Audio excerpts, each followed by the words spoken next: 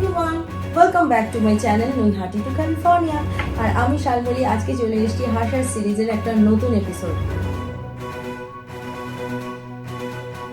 আজকের এপিসোডটা হবে একটু আলাদা। আজকে আমি বলবো আমার জীবনের গল্প, আর আমাকে প্রশ্ন করবে আমাদের সোসাইটি। ঋতুদি আজকে রিপ্রেজেন্ট করছে সেই সোসাইটিকে, আর আমি রিপ্রেজেন্ট করব সমস্ত স্পেশালি এবল্ড মায়েদের, বাবাদের। তাদের হয়ে আমি উত্তর দেব, আর প্রশ্নগুলো আমার দিকে ছুড়বে আমাদের সোসাইটি। মানে আমার সাথে রয়েছে ঋতু গাঙ্গুলি। ঋতুদির সাথে তোমাদের আলাপ অলরেডি হয়ে গেছে, কেন আমার বহু পডকাস্ট এপিসোডসে তুমি ঋতুদিকে তোমরা দেখেছো অলরেডি। তো এবার ঋতুদি কিছু বলো। আমি কি বলবো, আমার তো অনেক প্রশ্ন। আমার জবের থেকে শালমলীর সাথে দেখা হয়েছে, তবের থেকে আর আমি জানতে পেরেছি যে ওর একজন স্পেশালি এবল চাইল্ড আছে। আমার অনেক প্রশ্ন, আর আমার মনে হয় আমার যেগুলো প্রশ্ন সেগুলো হয়তো সোসাইটিরও প্রশ্ন। কি, কেমন, কেন, অনেকই প্রশ্ন। সেই প্রশ্ন ধারাটাই আজকে আমি লিখে নিয়েছি। অনেক প্রশ্ন আছে বলে আজকে লিখে নিয়েছি। কিছুটা ইমপ্রম্পটু করব, কিছুটা দেখে দেখে যদি কিছু ভুলে যায় ইম্পর্টেন্ট কোয়েশ্চেন সেগুলো করবো। বাহ, চাটা ঠিক টাইমে এসে গেছে।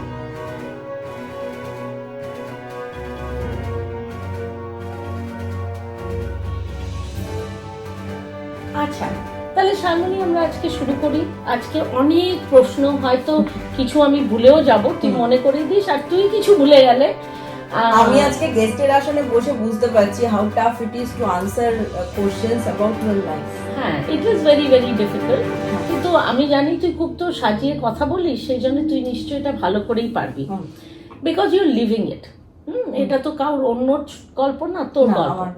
তো আমাকে একটা বল, যে যখন তুই জানতে পারলি, যখন when you were pregnant, যখন তুই জানতে পারলি যে they knew, the doctor said that there was something wrong, and they asked, যতটা তুই আমাকে বলেছিস, they asked you to যে বাচ্চাটাকে এবার তোমরা ড্রপ করে দাও, অ্যাবর্ট করে দাও, বিকজ এটা কিছু একটা ক্রোমোসোমাল বা কোনো একটা প্রবলেম আছে। We don't know the detail, কিন্তু কিছু একটা প্রবলেম আছে। তো তখন তুই কি করে ডিসাইড করলি যে তুই বাচ্চাটাকে রাখবি? বিকজ এটা একটা খুব বড় ডিসিশন, লাইফ ডিসিশন। এটা এমন জিনিস না যে হয়ে গেল তারপরে তুমি বললাম না এখন ভাল লাগছে না, তাই না? তো তোর আর অনেকের জন্য এটা খুব বড় ডিসিশন। তো এটা তুই কি করে ডিসাইড করলি? প্রথম যখন জানতে পারলাম, ইট কেম অ্যাজ এ শক। নিজেকে আগে অ্যাকসেপ্ট করতে হয়েছিল। আমি তখন ভীষণ হলিস্টিক্যালি নিজেকে ট্রিট করছিলাম, কারণ কোথাও গিয়ে জানতাম যে everything happens for a reason. আমি এটাকে সবসময় ভীষণ বিশ্বাস করি। তো যখন অ্যানিকার কথা জানলাম যে আমার বাচ্চাটি আর 5টা বাচ্চার মতন স্বাভাবিক জীবন পাবে না বা স্বাভাবিক সমস্ত কিছু করতে পারবে না, আমার একটাই কথা তখন মাথায় এসেছিল, সেটা হচ্ছে অনেকেরই তো সুস্থ বাচ্চা হয়, নিউরোটিপিক্যাল বাচ্চা হয়, এবার পরবর্তীতে অনেকেরই অনেক রকম রোগ ধরা পড়ে, কিংবা অনেক কিছু হয়, অনেক ইলনেস হয়, গড ফরবিড কারণ না হয়, কিন্তু এরকম হয় অনেক সময়। নিশ্চয়ই। তো আমরা কি তখন বাচ্চাটিকে আমাদের জীবন থেকে দূরে সরিয়ে দিই বা ফেলে আসি কোথাও? না, রাইট? তো বাবা মা হিসেবে তো লড়াই তখন থেকে শুরু করি। তো আমার লড়াইটা অ্যানিকা যেদিন প্রথম আমার জীবনে এলো সেদিন থেকেই শুরু হয়েছিল। That's the difference. এটাই আমার, তাই জন্যই আমি এই ডিসিশনটা নিতে পেরেছিলাম আর কি, এটাই ভেবে। এখন আমি তোর হাজবেন্ডকে চিনি, অস্বাভাবিক মানুষ, কথা কম বলে কিন্তু কাজ অনেক বেশি করে। কিন্তু তাকে তুই কি করে কনভিন্স করলি? কেন এটা তো এমন জিনিস না যে তুই ডিসাইড করলি, তুই বাড়িতে নিয়ে আসলি। তোর কাউন্টার পার্টকেও তো খুব স্ট্রং থাকতে হবে আর এগ্রি করতে হবে। সেটা তুই মানালি কি করে? অনেক আমাকে একটা প্রশ্ন করেছিল যে তুই এই ডিসিশনটা নিচ্ছিস, মানে কি সেন্সিবলি নিচ্ছিস, মানে কি ভেবে নিচ্ছিস?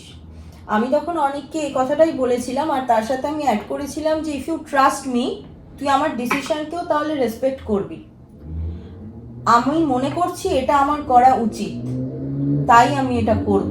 আর পরের বার যখন গিয়ে আমার তো 16 উইকসের যখন অ্যানোমালি স্ক্যান হয়েছিল, এই সমস্যাটা ধরা পড়েছিল আর কি। ওর হেড সারকামফারেন্স, ওর লিম্ব মেজারমেন্ট সমস্ত কিছু ঠিক আসেনি, যেটা আসা উচিত 16 উইকসের একটা ফেটাসের। তো তখন থেকেই জানতাম। তখন অনেক একটুখানি মানে একটু ফাম্বল করতো গিয়ে ডাক্তারের সামনে, ডাক্তার যখন অ্যাবর্শনের কথা বলতো আমাদের। কিন্তু যেটা হয়েছিল সেটা হচ্ছে, আমি যখন 18 উইকসের অ্যানোমালি স্ক্যানে গেলাম, তার আগে আমাকে অনেকেই প্রশ্নটা করে এবং আমি ক্লিয়ারলি বলি। তো তারপরে 18 উইকসে যখন গেলাম, ডাক্তার আমাকে বলল যে, আমরা এটা আগেও পডকাস্টে বলেছি, ডাক্তার বলল ন্যাজাল বোন নেই। তো আমি তখন 19th উইকের অ্যানোমালি স্ক্যানে গিয়ে আমি ডক্টরকে এটা কন্টেস্ট করলাম যে আপনি বললেন কেন, আমি তো পড়াশুনো করে জেনেছি যে দিস ইজ নট ট্রু, আর অ্যানিকার আছে ন্যাজাল বোন। তো ডাক্তার তখন হেসে বলে যে because I wanted you to abort before 20 weeks, কেন 20 উইকসের পরে আমেরিকায় লিগালি অ্যাবর্ট করা যায় না, ডেঞ্জারাস হয়ে যায় ফর দ্য মম। তখন ডাক্তার এটা বলার পরে অনেক তখন খুব বোল্ডলি ডাক্তারকে বলেছিল, we are not going to abort, will continue with this pregnancy. এখানেই আমি জিতে গেছিলাম। কেন ও তখন আমার কনফিডেন্সটা কিছুভাবে ওর মধ্যেও ট্রান্সফার হয়ে গেছিল অ্যাজ আ ফাদার, যে he was living the dream to be a father already. তো ও তখন বললো যে no, we want to keep this baby no matter what.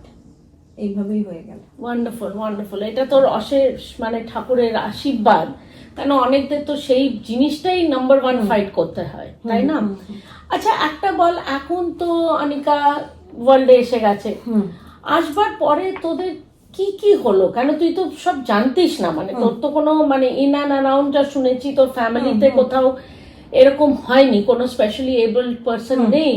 তো হাউ ডিড ইউ, মানে কোথা থেকে তো লার্নিংটা স্টার্ট হলো? কেন মানে there is so much involve না, ফাইন্যান্সিয়ালি বল, ইমোশনালি বল, বা ফিজিক্যালি বল, যে বাচ্চাটাকে কি করতে হবে না করতে হবে, বমি করছে কি করব, মানে because it's not what people say, what as society আইল সে নর্মাল, রাইট? তো নর্মাল বাচ্চাদের জন্য তো অনেক কিছু লেখা থাকে, এটা করতে হবে, এত মাসে এত আসবে, অনেক ইমেল এসে যায় যে ভাইয়া এরপরে 4 মাসে মাইলস্টোন। তো এর তো মাইলস্টোন আলাদা, একে দেখাশোনা আলাদা, এর খাওয়া দাওয়া আলাদা, সবই আলাদা, বাঁচবে কিনা সেটা প্রশ্ন। সেইটাই। তো সেইটা কি করে এখন ধর, লেটস ফাস্ট ফরওয়ার্ড টু তোরা ডিসিশন করলি, ইট ওয়াজ আ কম্বাইন্ড ডিসিশন, এখন অনেকা এসে গেছে, এখন what did you start facing? আচ্ছা, যেটা প্রথমেই হলো সেটা হচ্ছে, প্রথমে তো আমি ভীষণভাবে নিজেকে পজিটিভ রাখার চেষ্টা করতাম। আর আমার যে সাপোর্ট সিস্টেমটা আছে আমার চারিপাশে, যারা তোমরা দেখছো আমার চ্যানেল এতদিন ধরে, অলরেডি তোমরা জানো, you know about my parents, they are my pillars. এত দুটো মানে আমার শ্যাডোর মতন। হ্যাঁ, আমার রাগ, আমার দুঃখ, আমার যন্ত্রণা, সমস্ত কিছু তাদের কাছে এতটা ট্রান্সপারেন্ট যে আমি যদি কখনো ডিপ্রেশনেও স্লিপ করছিলাম তখন, কেন পোস্টপার্টাম ডিপ্রেশন তো সকলেরই জানা, এটা একটা সুস্থ বাচ্চাকে দেখলে তুমি তাও নিজের মনকে সান্ত্বনা দিতে পারো যে ওকে, এর জন্য আমি এটা হলো আমার। আর তখন অলরেডি অ্যানিকার 2টো সার্জারি হয়ে গেছে। 2টো সার্জারি হওয়ার পরও ডাক্তার আমাকে বলছে যে things are not working the way we thought. Annika complete মানে ও খেতে পারছে না মুখ দিয়ে কিছু। রাত ভোর তখন ওকে নিয়ে সোফাতে থাকা।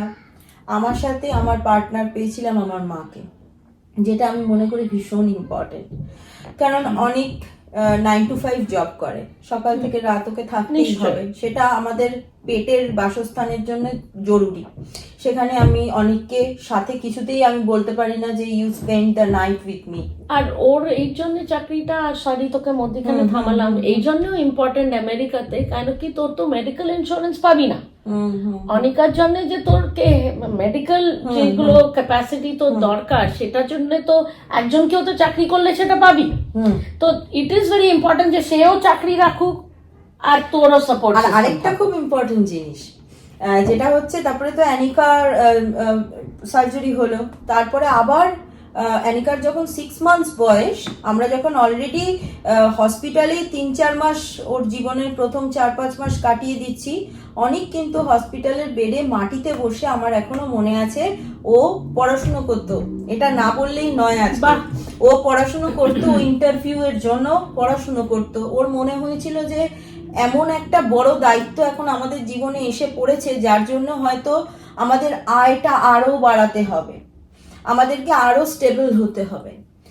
সেইভাবে ও করতো। এবং আমাদের যখন ওর সার্জারি হচ্ছে অ্যানিকার 8 ঘন্টা 9 ঘন্টা ধরে, তখন আমি অনেককে কিন্তু একটা কোনায় বসে টেনশনের মধ্যে পড়াশুনো করতে দেখেছি। এবং by the time Annika was 6 months, অনেক কিন্তু একটা বিগ সুইচ করলো। That was his first switch. আমি তখন একা নিয়েছিলাম অ্যানিকাকে বাড়িতে, কেন আমার মা বাবাকে ভিসার কারণে চলে যেতে হয় 6 মাস থাকার পরে। আমি তখন একা, আর আমাকে যখন অনেক এয়ারপোর্টে বসে বলেছিল, ওকে যেতে হয়েছিল অন্য একটা স্টেটে ইন্টারভিউ দিতে, আমি তখন ওর অ্যানিকার বমিটা কাচিয়ে ঠাচিয়ে তখন পরিষ্কার করছি। তখন আমরা অ্যাপার্টমেন্টে থাকতাম, ভাড়া বাড়িতেই। তো আমি বাথরুমে, আর অ্যানিকাকে কোথাও রাখা যেত না, ওকে আপরাইট রাখতে হতো সব সময়, নয়তো ওর সিস্টেম এমনই যে ও বমি করতো। হ্যাঁ, তো আমি ওকে সবে রেখে ভয় ভয় তাড়াতাড়ি করে গিয়ে সেটা মুছতে ধুতে গেছি। তখন অনেকের ফোনটা বাজছে, আমি ধরেছি ওই ভেজা হাতে। আই স্টিল রিমেম্বার, অনেক কাঁদছে ওদিক থেকে যে চাকরিটা হয়ে গেছে। তো এটা দিস ওয়াজ দি বিগেস্ট কি বলবো, ব্লেসিং আমি বলবো, যে অ্যানিকাই হয়তো আমাদের পথ দেখিয়ে দিয়েছিল যে এটাই হতে হবে এরপরে।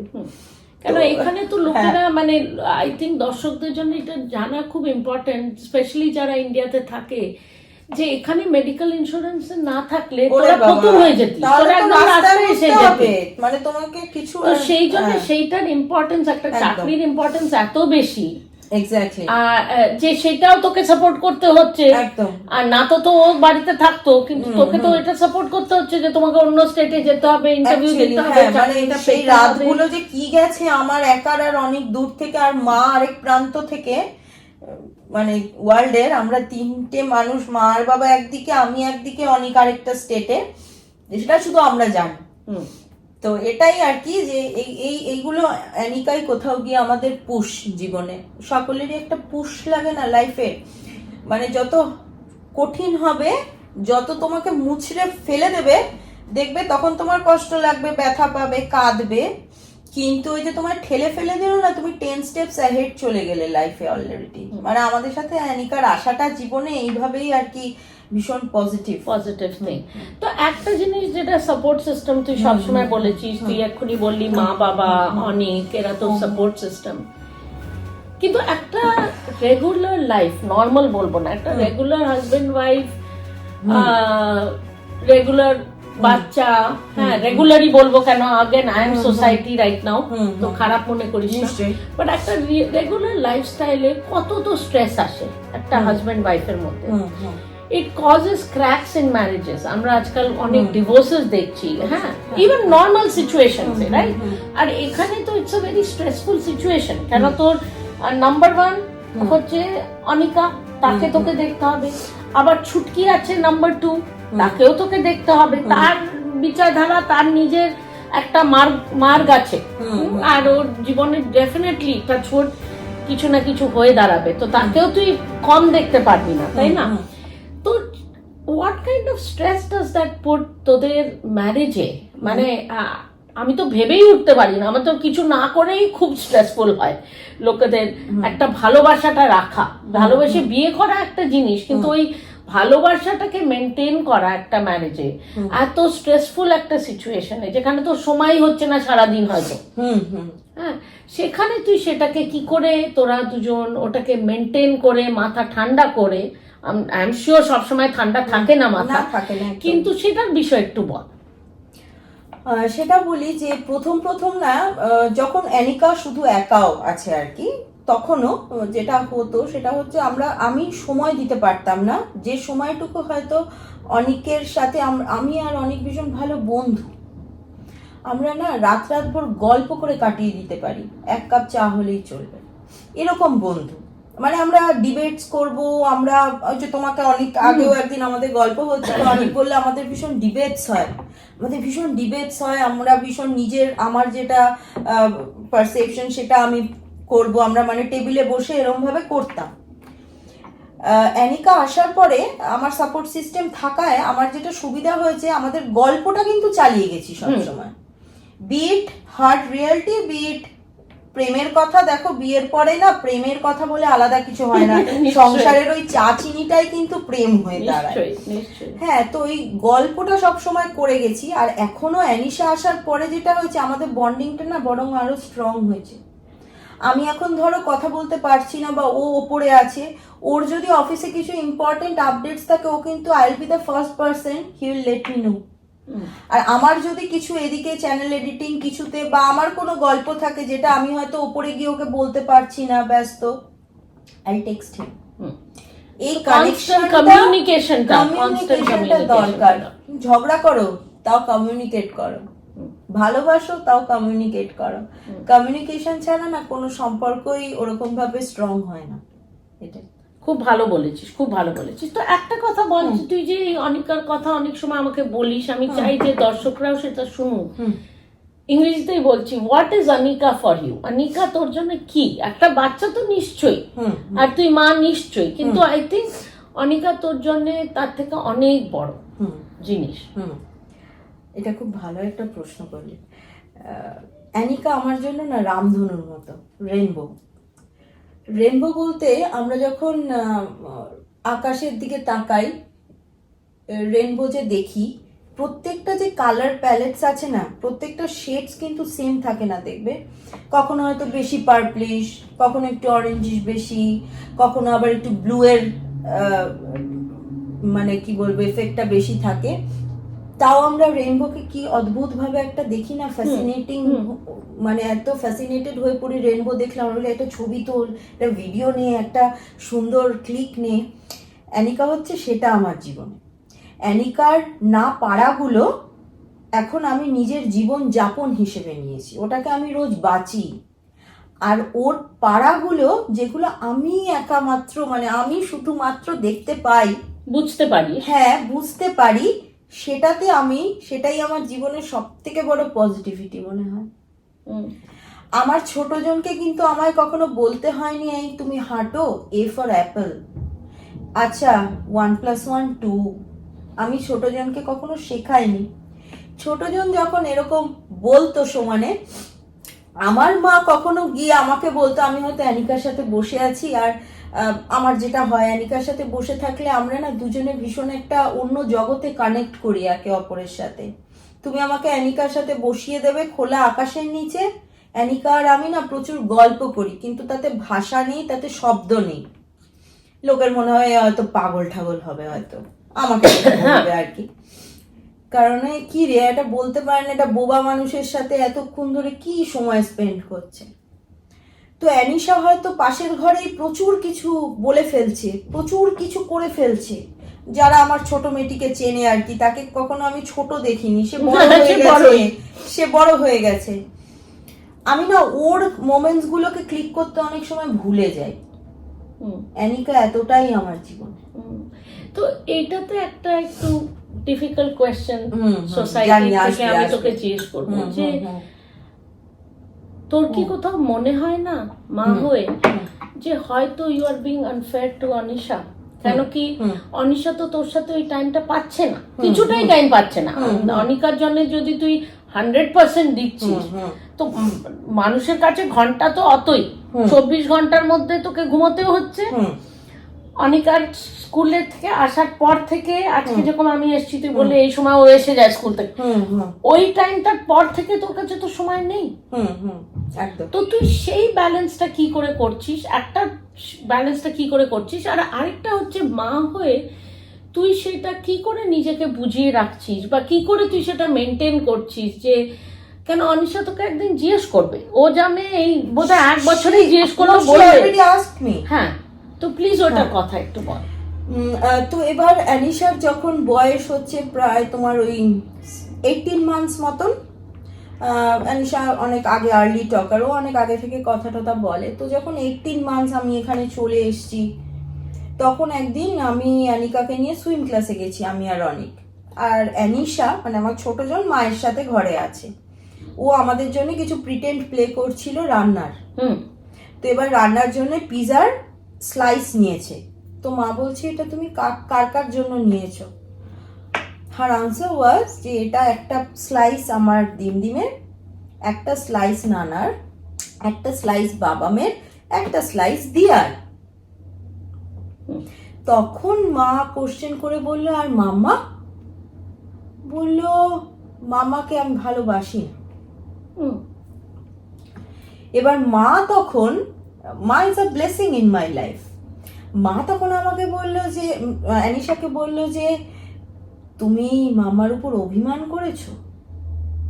তখন হার আইজ তার মানে এখানেই বুঝে যেতে হবে আমার সাথে অ্যানিশার কত স্ট্রং বন্ডিং। যেমনটা ঠিক আমার সাথে আমার হাজবেন্ডের বন্ডিং এত স্ট্রং যে আমি সময় না দিতে পারি, but he understands my vibes. আমার কখন আমি আনকমফোর্টেবল, আমি কখন মেলডাউনস হচ্ছে আমার, অনেক এটা জানে। অনেক তাই ফিরে আমায় প্রশ্ন করবে না, why are you shouting at me? He knows why I'm shouting at him for no reason. তেমনি অ্যানিশাও অনেকেরই সন্তান। তো আরেকটা ব্লেসিং আমার জীবনে, ওর সব থেকে বেশি অভিমান আমার উপর। আর তুমি তখনই কারোর উপর অভিমান করবে যাকে তুমি ভালোবাসো। অ্যানিশা এতটাই আমাকে ভালোবাসে, ও বলছে আমাকে যে তুমি দিন দিন চলে গেলে আমরা একসাথে শোবো, হ্যাঁ মাম্মা, এক সাইডে আমি, এক সাইডে দিয়া। আমি বললাম, তুমি রাত্রিরে উঠে কাঁদবে না তো আবার? বললো, কান্না পেলেও আমি চেপে নেব, তোমার পাশে শোবো। বাহ! তাই জানি বন্ডটা জানি যে শক্ত, তাই ইনসিকিউরিটিটা নেই। আর যেখানে বললে আনফেয়ার, ও একটা সময় গিয়ে বুঝতে পারবে যে কেন আমি দিয়াকে এতটা সময় দিয়েছিলাম। এরপরে ও আমার সাবস্টিটিউট হয়ে যেতে পারবে। এইভাবে দুই বোনের বন্ডিংটা হবে আশা করছি। তো এইটা থেকে আরেকটা কোয়েশ্চেন, যেটা অনেকই কোয়েশ্চেন মাথায় আসছে, একটা মানে এখান থেকে সেগুয়েটা ভালো হবে যে ঠিক আছে বেবি হয়ে গেল, তোর বন্ডিং খুব ভালো অনিকার সাথে, আর যতদিন তুই আছিস, আর মা বাবা তো চিরকাল থাকে না, তো যতদিন তুই আছিস ঠিক আছে, অনেক আছে ঠিক আছে, যখন তোরা থাকবি না তখন তোর কি প্ল্যান? আচ্ছা, আমি প্রথমে বলি, আমাদের দেশে এরকম বহু বাবা মা আছেন যাদের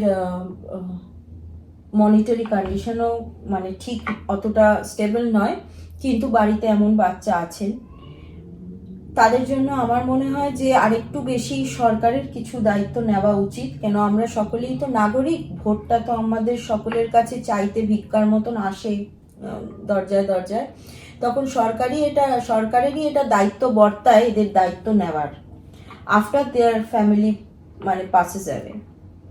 অনেক সময় ভাই বোনরা দেখে, অনেক সময় দেখে না। That is not a compulsion on their side. তাই জন্য কেউ জোর দিয়ে বলতে পারবে না যে তুমি কিন্তু আমি চলে যাওয়ার পরে দেওয়ার দায়িত্ব তোমার।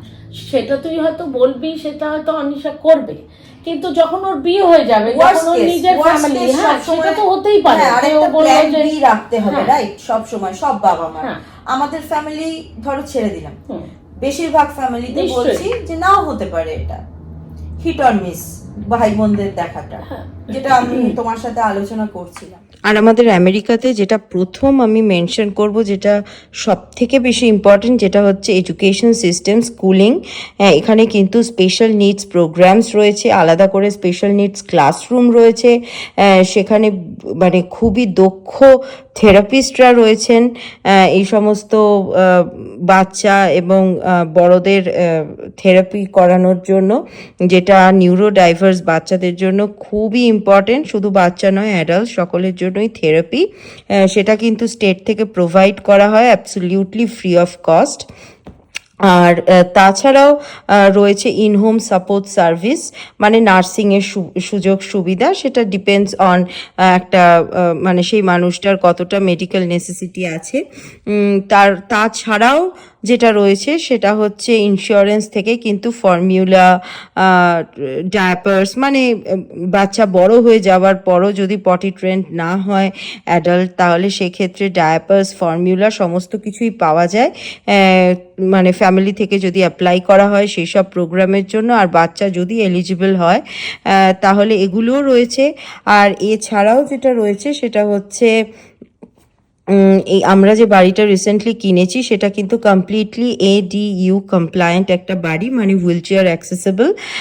আমাদের এই ফার্স্ট ফ্লোরটা পুরোটাই, যেখানে একজন অ্যাডাল্ট সে আর কি হুইল চেয়ারে বসেই সবটা অ্যাক্সেস করতে পারবে। তো আমরা এটা অ্যানিকার কথা ভেবেই স্পেশালি মানে কিনেছি আর কি। তো এগুলোই আর কি, এই সুযোগ সুবিধাগুলো কিন্তু ভীষণভাবে পাওয়া যায়, শুধু সঠিক জায়গায় অ্যাপ্লাই করতে হবে এবং সঠিক প্রোগ্রামসগুলোতে তোমার বাচ্চাকে এনরোল করতে হবে, তারাও দেবে। থাক, আচ্ছা এটা খুব ভালো বললি। আচ্ছা আরেকটা জিনিস তোকে জিজ্ঞেস করি, সরি কোয়েশ্চেনের শেষ নেই, না করো প্লিজ। আর এগুলো লেখাও নেই, ইমপ্রম্পটু জিজ্ঞেস করছি তোকে। তো যখন লোকেরা অনিকাকে দেখে, তার একটা ব্যাগ ঝোলানো আছে খাবার জন্য, হ্যাঁ, তার কি সব তুই বলিস নেজাল এটা ঠিক নেই ওটা ঠিক নেই, যেটা মানুষের মনে হয় ঠিক নেই, ওর অনুযায়ী কিন্তু ওটা ঠিক, কিন্তু নর্মাল মানুষ যেটা বেসিক সোসাইটি,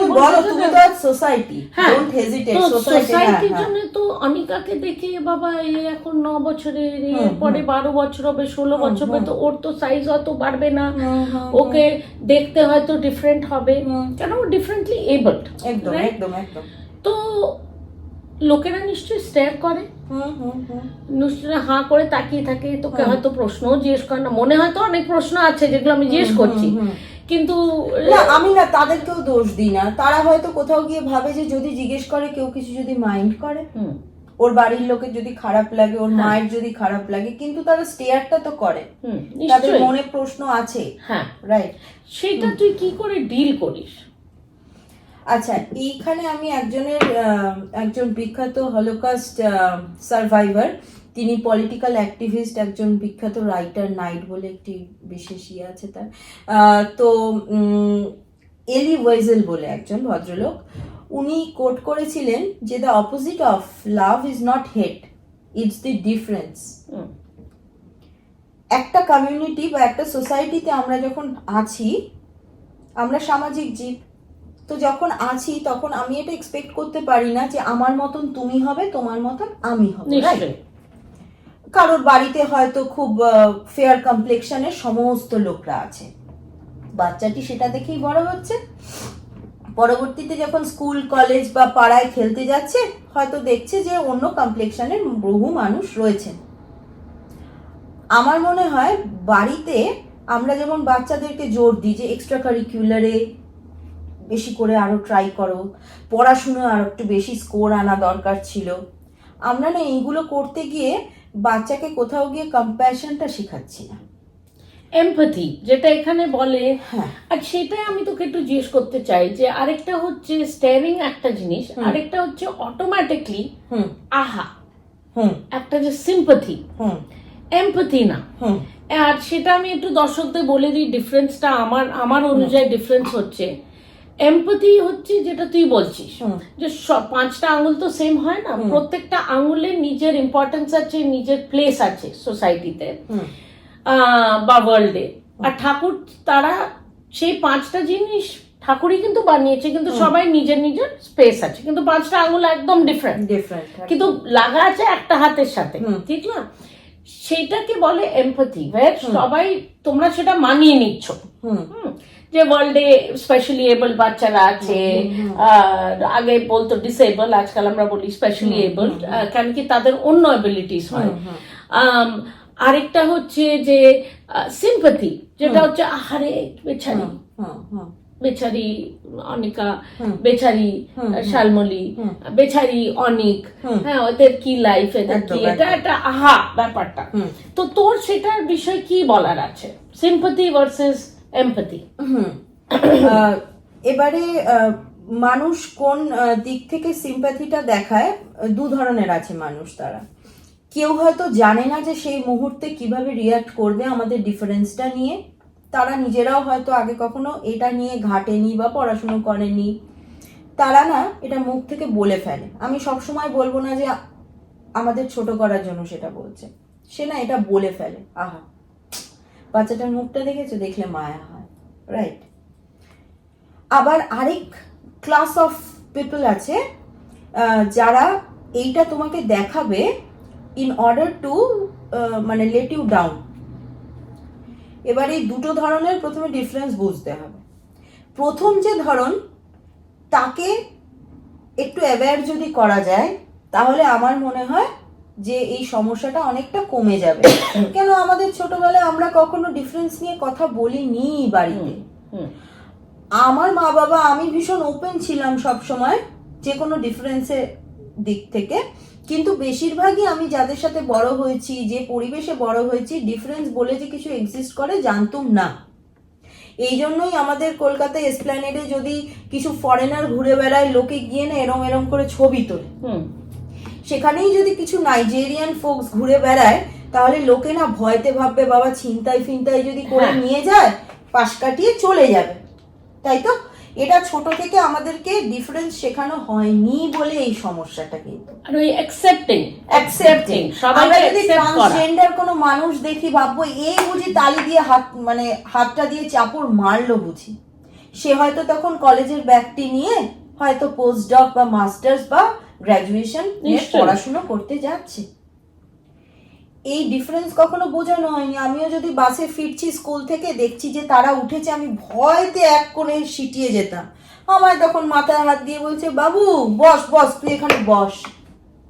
তাই তো এই এনলাইটেনমেন্টটা আসলে মানুষের মধ্যে আসেনি এখনো, হয়তো ভবিষ্যতে আসবে কখনো। তার জন্যই আমার এই হাসার সিরিজ, এরপরে যাতে না করতে হয় এরকম কোনো সিরিজ আর, যেদিন এটা আসবে। আজকে অনেক কথা হলো, খুব আনন্দ পেলাম, অনেক কিছু শিখলাম তোর থেকে।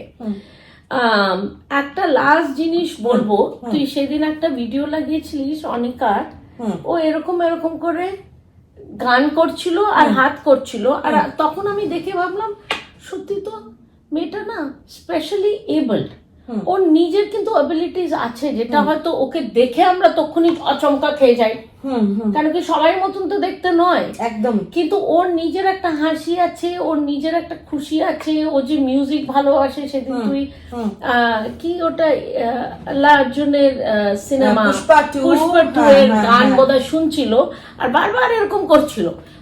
বাহ, আমরা ভাবি ওর অ্যাবিলিটি নেই, কিন্তু ও কিন্তু স্পেশালি এবল, ওর নিজের একটা অ্যাবিলিটি আছে এবং ও সব বুঝতে পারে। একটা লাস্ট প্রশ্ন করব, তোর কি মনে হয় আরো অ্যাওয়ারনেস কি করে এই দিকে এগোনো যায়, এবং তুই কি আজকে when you look back do you think you made the right decision, এবং অন্য ভদ্রমহিলারা who might be going through pregnancy, who might come across this, তুই তাদের কি মানে কি বলবি, যে go through it, না বলবি যে না I went through it, it's a hard life, think about it? তোর কি মানে আলটিমেটলি তোর কি? আলটিমেটলি যেটা বলবো সেটা হচ্ছে, দেখো এই প্রেগনেন্সি তুমি কন্টিনিউ করবে কি করবে না, তোমরা কেউ এরকম ডিফিকাল্ট কমপ্লেক্স প্রেগনেন্সি যেখানে শুধু স্পেকট্রামেই না, বাচ্চাটি মেডিকেলিও কমপ্লেক্স থ্রু আউট, যার হেলথ কেয়ারের সাপোর্ট লাগবে, আদারওয়াইজ বাঁচানো যাবে না। এটা না খুব টাফ ডিসিশন, আর এটা সকলের ভীষণ পার্সোনাল ডিসিশন। আমি নিজেকে চিনি, আমি নিজেকে জানি, আমি জানি আমি কতটা স্ট্রং, আমি জানি আমি কতটা মানে ঝড়কে আমি করব মিতে আর কি, ডরবো না তার ভ্রুকুটিতে। তো আমি জানি যে আমার এটা করার ক্যাপাসিটি আছে, তাই আমি এই ডিসিশন নিয়েছি। তোমাদেরকে আগে নিজেকে বুঝতে হবে, তোমরা নিজেরা যদি কমফোর্টেবল, তোমরা নিজেরা যদি সেই সাহস নিজেদের মধ্যে আনো, নয়তো দেখো এই বাচ্চাগুলোকে না পৃথিবীর আলো দেখিয়ে কষ্ট দেওয়ার তো কোনো মানেই হয় না, ওটা কিন্তু ক্রাইম। হ্যাঁ, তুমি ধরো একটা ঘরে ঠাকুরের পুজো করছো আর আরেকটা ঘরে তুমি এরকম একটা ডিসক্রিমিনেশন করছো নিজেই নিজের বাচ্চাটির সাথে আর দুটো সুস্থ বাচ্চার সাথে, দিস ইজ আ ক্রাইম। তখন ওই যে আমরা যে পাপ পুণ্যের বলি না, পাপ পুণ্যের বিচার, সেখানে কিন্তু তুমি পাপ করেই যাচ্ছ। সেখানে তুমি পাশের ঘরে যতই ঠাকুরকে ডাকো, nothing is going to happen, that is your karma, তোমাকে হিটব্যাক করবেই একদম খুব স্ট্রংলি। হ্যাঁ, তো তুমি যদি ভালোবেসে নিজের মতন করে সেটাকে অ্যাকসেপ্ট করো, তবেই সেই decision now, because this is not an easy path. এটা ভীষণ কমপ্লেক্স, ভীষণ ডিফিকাল্ট। যদি ভাবো তোমার পার্টনারটিও তোমার সাথ দেবে, যে কোনো পরিস্থিতিতেই সাথ দেবে, একসাথে তোমরা চলবে হাতে হাত ধরে, এটা কিন্তু একজনের কাজ নয়। হ্যাঁ, একদিনের ব্যাপার, একদিনের ব্যাপার নয়, এটা হচ্ছে লাইফ টাইম তোমাকে সেটা নিয়ে চলতে হবে। আর আমি মনে করি তুমি যদি কাউকে ভালোবাসো, ভালোবেসে যদি কোনো কাজ করো, তাহলে তোমার মনে হবে মোরে আরো আরো দাও প্রাণ, আমি যেন আরো করতে পারি। ইস, এটা যদি অ্যানিকাকে এইভাবে আমি কালকে এই জামাটা পরে স্কুলে পাঠাতাম, তাহলে ও এইখানে এইভাবে ও যে হুইল চেয়ারে হাঁটা প্র্যাকটিস করেছে, আজকে ওকে এই জুতোটা পরে পাঠাবো। আমার যেন কোথাও গিয়ে মনে হয় যে আরেকটু করলে, আরেকটু দিলে অ্যানিকা হয়তো সুস্থ থাকবে, ভালো থাকবে। আর যদি তোমার মনে ভালোবাসা না থাকে, তাহলে জোর করে যদি তোমার করতে হয়, তাহলে দেখবে তোমার কাছে বার্ডেনসাম মনে হবে, কয়েক বছরের পরে তুমি হাঁপিয়ে যাবে। তাই এগুলো কিন্তু ভাবার আছে, তবেই একটা ডিসিশন নেওয়া যায়। আর রিগ্রেটের কথা বলছো, রিগ্রেটের কথা যেটা বলতে চাই সেটা হচ্ছে, অ্যানিকা আমার লাইফে ব্লেসিংস আমি বললাম, অনেকে শুনে এখন ওখানে ফিক করে হাসছে যে কিসের আবার ব্লেসিং রে বাবা, সকাল থেকে রাত তো দেখি শুধু ওর সিরিঞ্জ পুশ করে খাবার দিতে হয়, ওর ডায়াপারিং করতে হয়, ওকে কোলে করে ওঠাতে হয়, নামাতে হয়, এত কিছুর পরে ওরা বলছে যে ব্লেসিং। অনেকে হাসলো এই মাত্রই ক্যামেরার অপর দিকে। তাদের জন্য বলি যে যেটা রিগ্রেট করি সেটা হচ্ছে, কেউ স্পেশাল নিড বাচ্চা কিন্তু চায় না জীবনে নিজের। হ্যাঁ, যখন আমি প্রথম মা হচ্ছি বা বাবা হচ্ছি, কেউই চায় না যে আমার একটা অটিস্টিক বাচ্চা হবে, আমার একটা স্পেকট্রামে থাকা বাচ্চা হবে, মেডিকেলি কমপ্লেক্স বাচ্চা হবে। সবাই কিন্তু একটা পিকচার পারফেক্ট জীবন চায়। নিশ্চয়ই। হ্যাঁ, সেটাই স্বাভাবিক, ভীষণ স্বাভাবিক। কিন্তু একটাই কথা বলবো যে মানে অ্যানিকা আসার পরে জীবনে এই স্পেশাল নিড বাচ্চাগুলো কিন্তু তোমাকে আনকন্ডিশনাল লাভ শেখায়, সেলফলেসলি ভালোবাসতে শেখায়। এরা কিন্তু আজ বাদে কাল কোনো বিশাল মাইলস্টোন অ্যাচিভ করবে না, কিন্তু তাও অ্যানিকা আমাকে বাঁচতে শিখিয়েছে, মানুষ চিনতে শিখিয়েছে। 2017-এও আসার পরে না, আমি প্রচুর মুখোশধারী মানুষ চিনতে পেরেছি, যেটা আমাকে হয়তো আর কেউ ওর জায়গায় যদি একটি সুস্থ বাচ্চা আসতো, তাহলে সে কিন্তু সেই লেসনটা আমায় দিতে পারতো না। তোমার পিকচার পারফেক্ট লাইফ যখন, তখন চারিপাশে তোমারই সবাই তোমার কাছের মানুষ, রাইট? কিন্তু ও আসার পরে না, আমি অনেক কিছু শিখেছি, আমরা ম্যাচিওর করেছি, ওল্ড ওয়াইনের মতন আমি আর অনেক। হ্যাঁ, লং ওয়ে টু গো, এটাই আর কি। না, আশীর্বাদ করি তোরা সব ভালো থাকবি, আর অনিকা অনিশা নিজেদের মধ্যে ভালো থাকবে, আর হাসতে থাকবি। একদম খুব ভালো লাগলো, অনেক কিছু শিখলাম। অ্যান্ড আই থিঙ্ক আমার থ্রু দিয়ে, তোর থ্রু দিয়ে, আর এই আলোচনার থ্রু দিয়ে সোসাইটিও অনেক কিছু জানতে পারলো। একদম। আর যারা মহিলারা এই সিচুয়েশন দিয়ে যাচ্ছে বা ফিউচারে যাবে, তারাও এটা বিষয় জানতে পারলো যে there is a person like you and how you, মানে তুই নিজের লাইফটা কি করে লিড করছিস, তোর কি চ্যালেঞ্জেস, আর তুই নিজেকে কি করে শক্ত রাখিস। একদমই একদম। খুব ভালো লাগলো। থ্যাংক ইউ আপনাদের সবাইকে। নমস্কার। নমস্কার।